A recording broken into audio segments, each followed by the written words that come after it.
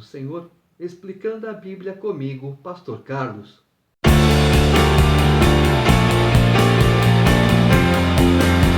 João, capítulo 3. Havia entre os fariseus um homem chamado Nicodemos, um dos principais dos judeus. Este, de noite, foi ter com Jesus e lhe disse: Rabi, sabemos que és mestre vindo da parte de Deus, porque ninguém pode fazer estes sinais que tu fazes, se Deus não estiver com ele. A isto respondeu Jesus: em verdade te digo que, se alguém não nascer de novo, não pode ver o reino de Deus. Perguntou-lhe Nicodemos: como pode um homem nascer sendo velho?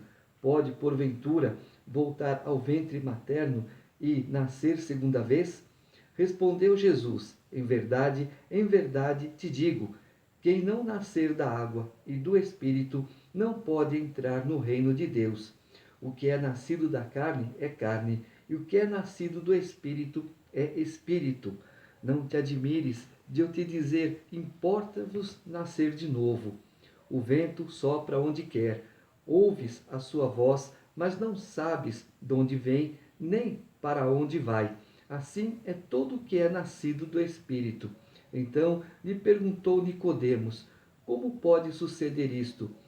Acudiu Jesus: tu és mestre em Israel, e não compreendes estas coisas? Em verdade te digo, que nós dizemos o que sabemos e testificamos o que temos visto. Contudo, não aceitais o nosso testemunho. Se, tratando de coisas terrenas, não me credes, como crereis se vos falar das celestiais? Ora, ninguém subiu ao céu, senão aquele que de lá desceu, a saber, o Filho do homem que está no céu. E, do modo por que Moisés levantou a serpente no deserto, assim importa que o Filho do homem seja levantado, para que todo o que nele crê tenha a vida eterna. Então, a primeira coisa, se você cuida das coisas terrenas com prioridade, você não vai entender as coisas do Espírito. Quantas pessoas, porque fulano falou aquilo, fulano fez isso, dão importância para que fulanos fazem, mas para o que Deus fala, para o que Deus faz, ninguém dá importância. E quando Jesus fala nascer de novo, é você receber Ele como Salvador. Você vai ter uma nova vida, uma vida abundante, aonde? Na presença de Deus. Você vai ver que tudo que está aqui é passageiro. Tudo isso aqui não tem valor nenhum. Tem valor para o teu momento. Meu trabalho, meu estudo, meu salário, meu ganho. Mas de que adianta eu ter muito se eu não posso ter com quem dividir? Porque Deus amou o mundo de tal maneira que deu o seu Filho unigênito para que todo que nele crê não pereça, mas tenha a vida eterna. Porquanto Deus enviou o seu Filho ao mundo, não para que julgasse o mundo, mas para que o mundo fosse salvo por ele. Quem nele crê não é julgado. O que não crê já está julgado, porquanto não crê no nome do unigênito Filho de Deus. O julgamento é este, que a luz veio ao mundo, e os homens amaram mais as trevas do que a luz, porque as suas obras eram más. Pois todo aquele que pratica o mal aborrece a luz, e não se chega para a luz, a fim de não serem arguidas as suas obras. Quem pratica a verdade aproxima-se da luz, a fim de que as suas obras sejam manifestas, porque feitas em Deus. Quando Jesus fala em verdade, ele está dizendo que é tudo verdade. Eu estou afirmando, isso é verdadeiro. O que é verdadeiro? O que não é falso, o que não é mentiroso, o que não é aleatório, mas tudo que é verdadeiro, tudo que Deus fala, tudo que Deus faz. E quando ele fala amou o mundo, não é amar as coisas do mundo. Ele amou as pessoas do mundo, o mundo todo. O mundo todo é dele. E ele ama a cada um, indiferente do que faz ou deixa de fazer. Depois disto, foi Jesus com seus discípulos para a terra da Judéia. Ali permaneceu com eles e batizava. Ora, João estava também batizando em Enom, perto de Salim, porque havia ali muitas águas, e para lá concorria o povo e era batizado, pois João ainda não tinha sido encarcerado. Ora, entre os discípulos de João e um judeu, suscitou-se uma contenda com respeito à purificação. E foram ter com João e lhe disseram: Mestre, aquele que estava contigo além do Jordão, do qual tens dado testemunho, está batizando, e todos lhe saem ao encontro. Respondeu João: O homem não pode receber coisa alguma se do céu não lhe for dada. Vós mesmos sois testemunhas de que vos disse: Eu não sou o Cristo, mas fui enviado como seu precursor. O que tem a noiva é o noivo. O amigo do noivo, que está presente e o ouve, muito se regozija por causa da voz do noivo, pois esta alegria já se cumpriu em mim. Convém que ele cresça e que eu diminua. O que não acontece com certas pessoas, né? Os escribas, os fariseus, esses hipócritas, eles queriam estar acima de tudo e acima de todos. Jesus não. Ele está acima de tudo e de todos, mas ele veio humilde e manso, não para julgar o mundo, mas para que o mundo fosse salvo por ele. Agora, na segunda vinda de Jesus, quando Jesus retornar, aí sim haverá julgamento, porque ele ensinou: façam isso para que sejais livres. As pessoas não querem fazer o bem, não querem ser livres. Então, sinto muito, diante do juiz, se não estiver de acordo, haverá condenação. Quem vem das alturas certamente está acima de todos. Quem vem da terra é terreno e fala da terra. Quem veio do céu está acima de todos e testifica o que tem visto e ouvido. Contudo, ninguém aceita o seu testemunho. Quem, todavia, lhe aceita o testemunho, por sua vez, testifica que Deus é verdadeiro. Pois o enviado de Deus fala as palavras dele, porque Deus não dá o Espírito por medida. O Pai ama ao Filho e todas as coisas tem confiado às suas mãos. Por isso, quem crê no Filho tem a vida eterna. O que, todavia, se mantém rebelde contra o Filho não verá a vida, mas sobre ele permanece a ira de Deus. E é justamente isso que Deus não quer. Ele quer que você receba Jesus como Salvador e tenha a vida eterna junto dele no paraíso. Capítulo 4. Quando, pois, o Senhor veio a saber que os fariseus tinham ouvido dizer que ele, Jesus, fazia e batizava mais discípulos que João, se bem que Jesus mesmo não batizava, e sim os seus discípulos, deixou a Judéia, retirando-se outra vez para a Galiléia, e era-lhe necessário atravessar a província de Samaria. Chegou, pois, a uma cidade samaritana chamada Sicar, perto das terras que Jacó dera a seu filho José. Estava ali a fonte de Jacó. Cansado da viagem, assentara-se Jesus junto à fonte por volta da hora sexta. Nisto veio uma mulher samaritana tirar água. Disse-lhe Jesus: Dá-me de beber, pois seus discípulos tinham ido à cidade para comprar alimentos. Então lhe disse a mulher samaritana: Como sendo tu judeu, pedes de beber a mim, que sou mulher samaritana? Porque os judeus não se dão com os samaritanos. Replicou-lhe Jesus: Se conheceras o dom de Deus e quem é o que te pede, dá-me de beber, tu lhe pedirias e ele te daria água viva. Respondeu-lhe ela: Senhor, tu não tens com que atirar e o poço é fundo. Onde, pois, tens a água viva? És tu, porventura, maior do que Jacó, o nosso pai, que nos deu o poço, do qual ele mesmo bebeu, e bem assim seus filhos e seu gado? Afirmou-lhe Jesus: Quem beber desta água tornará a ter sede. Aquele, porém, que beber da água que eu lhe der, nunca mais terá sede. Pelo contrário, a água que eu lhe der será nele uma fonte a jorrar para a vida eterna. Disse-lhe a mulher: Senhor, dá-me dessa água, para que eu não mais tenha sede, nem precise vir aqui buscá-la. Disse-lhe Jesus: Vai, chama teu marido e vem cá. Ao que lhe respondeu a mulher: Não tenho marido. Replicou-lhe Jesus: Bem disseste, não tenho marido, porque 5 maridos já tiveste, e este que agora tens não é teu marido. Isto disseste com verdade. Nesta conversa, Jesus apenas esperou uma brechinha. Senhor, dá-me de beber desta água, para que eu nunca mais tenha sede. Jesus: darei, mas faz o seguinte, vá lá, traga teu marido para a gente conversar. Não, ele não é meu marido. Sim, disseste bem. 5 você já teve, e esse agora também não é teu marido, não. Senhor, disse-lhe a mulher, vejo que tu és profeta. Nossos pais adoravam neste monte. Vós, entretanto, dizeis que em Jerusalém é o lugar onde se deve adorar. Disse-lhe Jesus, mulher, podes crer-me que a hora vem, quando nem neste monte, nem em Jerusalém adorareis o Pai. Vós adorais o que não conheceis, nós adoramos o que conhecemos, porque a salvação vem dos judeus.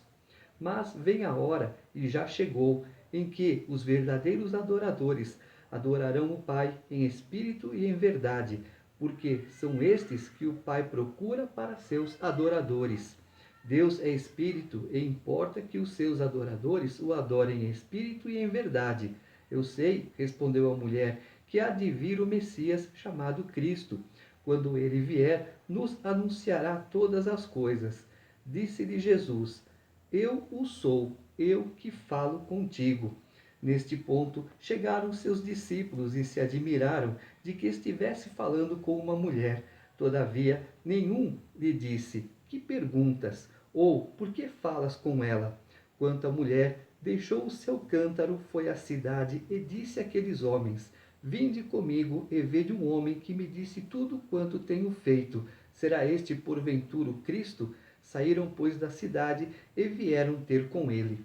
Perceberam? Uma mulher samaritana. Ela não fazia parte de Israel. Na época lá de Sargão II, quando Israel foi cativo, então ficou vazio. O que Sargão fez? Mandou algumas pessoas da Síria habitar Israel, habitar Samaria.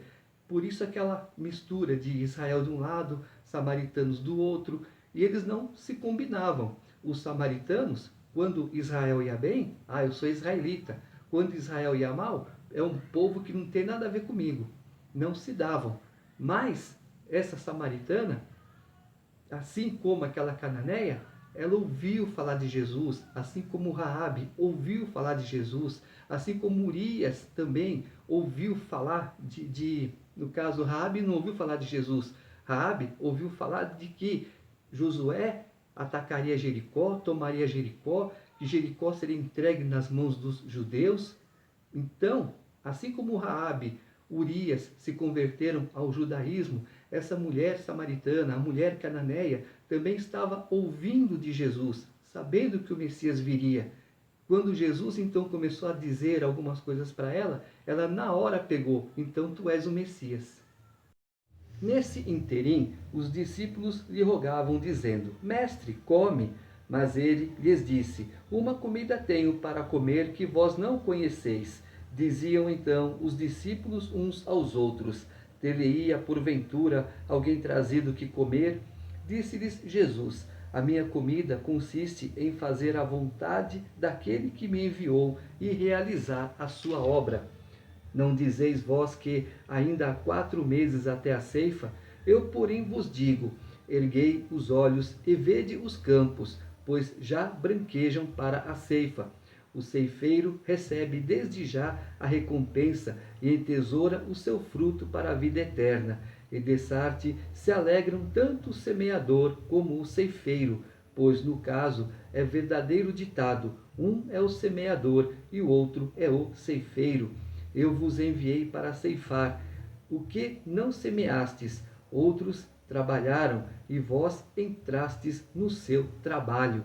Ou seja, os profetas vieram e agora Jesus está ensinando a fazer o quê? A colheita. Vocês agora vão fazer a colheita.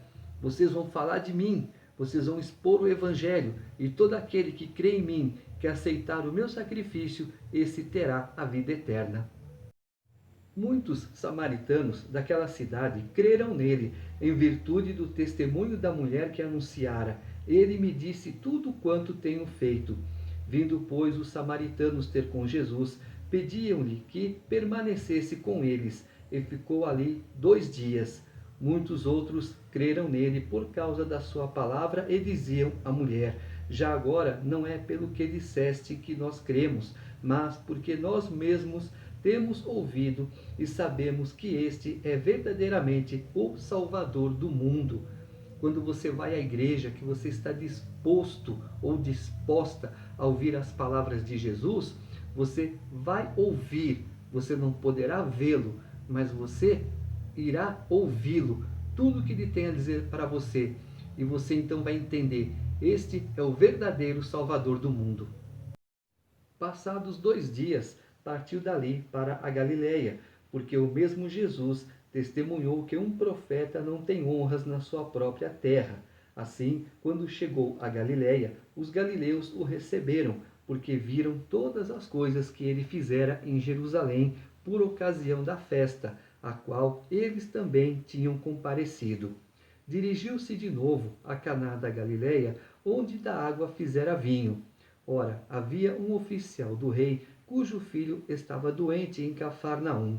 Tendo ouvido dizer que Jesus viera da Judéia para a Galiléia, foi ter com ele e lhe rogou que descesse para curar seu filho que estava à morte. Então Jesus lhe disse: se porventura não virdes sinais e prodígios, de modo nenhum crereis. Rogou-lhe o oficial: Senhor, desce antes que meu filho morra. Vai, disse-lhe Jesus, teu filho vive. O homem creu na palavra de Jesus e partiu. Já ele descia, quando seus servos lhe vieram ao encontro, anunciando-lhe que o seu filho vivia. Então indagou deles a que hora o seu filho se sentira melhor. Informaram: ontem, à hora 7ª, a febre o deixou. Com isto, reconheceu o pai ser aquela precisamente a hora em que Jesus lhe dissera: teu filho vive. E creu ele e toda a sua casa. Foi este o segundo sinal que fez Jesus depois de vir da Judéia para a Galiléia. Hoje as pessoas levam foto, documento. Você pegar o seu currículo, levar para a igreja, apresentar o seu currículo a Deus. Imagina que Deus coloca uma marca no seu currículo, que quando o examinador olhar, vai ver graça e vai te admitir. Só que você também ora, não vai ficar dependendo de Deus. Senhor, eis aqui o meu currículo. Que as pessoas vejam graça no que está escrito aqui e o que eu seja contratado para a honra e glória do teu santo nome.